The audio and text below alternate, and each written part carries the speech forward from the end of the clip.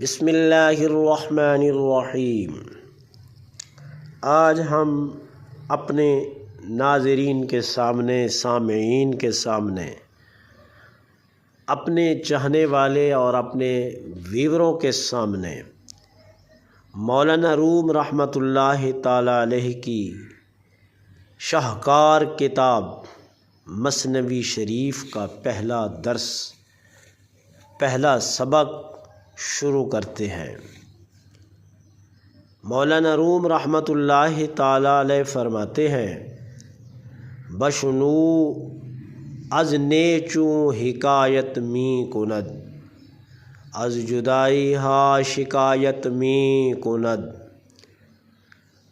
Cause نیستان تا مرا با بریدہ اند، از نفیرم مرد و زن نالیدہ اند، سینہ خواہم شرح از فراق، تا بگویم شرح درد اشتیاق۔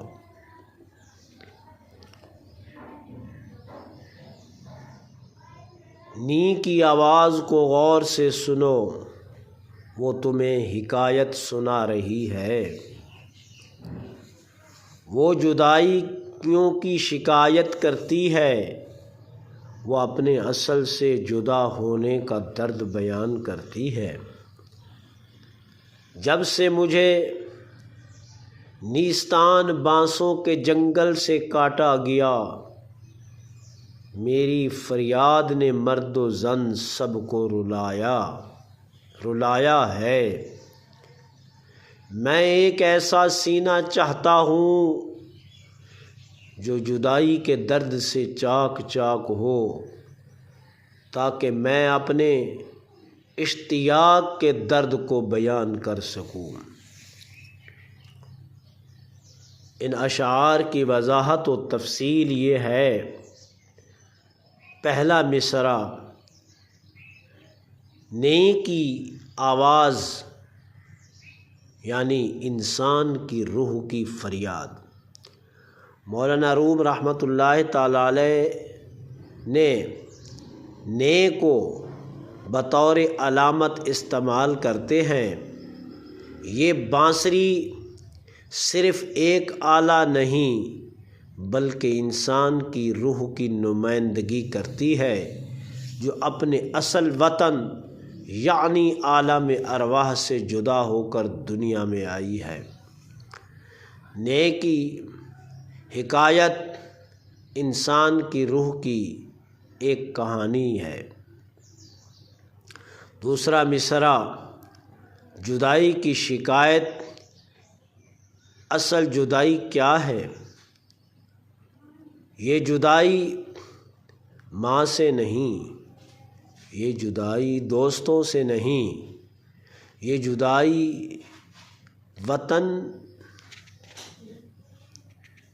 یا محبوب سے نہیں، بلکہ یہ جدائی رب حقیقی سے ہے۔ یہ وہ فراق ہے جو ہر انسان کے دل میں درد بن کر بستا ہے، مگر اکثر لوگ اسے سمجھتے نہیں۔ تیسرا مصرع، جس کے اندر نی کی فریاد ہے، دلوں کو رلاتی ہے۔ نی جو آواز کو نکالتی ہے وہ ایک خاموش چیخ ہے۔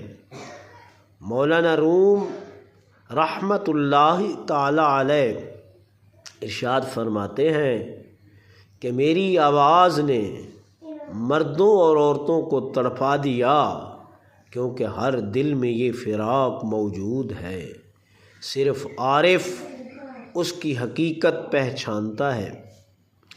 چوتھا مصرع، جس کے اندر یہ موجود ہے کہ سینہ چاک ہو، یعنی درد اشتیاق سے۔ مولانا روم رحمۃ اللہ تعالی علیہ ایک سچے عاشق، ایک سچے ساتھی کی تلاش میں ہیں۔ فرماتے ہیں کہ صرف وہ شخص میرا ہمراز بن سکتا ہے جس کا دل اشتیاق و وصال میں زخمی ہو، جو درد فراق سے تڑپ رہا ہو، یہ دل ہی علم و عشق کی زمین ہے۔ اس کے اندر روحانی نکات موجود ہیں۔ مثلاً مثنوی کی ابتدا فریاد سے کیونکہ ہدایت کی ابتدا احساس محرومی سے ہوتی ہے۔ جب انسان کو یہ شعور آتا ہے کہ وہ اپنے رب سے دور ہے، تب وہ حقیقی ہدایت کی طرف آتا ہے۔ اسی طرح انسان کی فطرت میں اشتیاق وصال ہے۔ ہر انسان کے اندر ایک خلا ہے، وہ خلا کبھی دولت سے نہیں بھر سکتا، کبھی تعلقات سے نہیں بھر سکتا،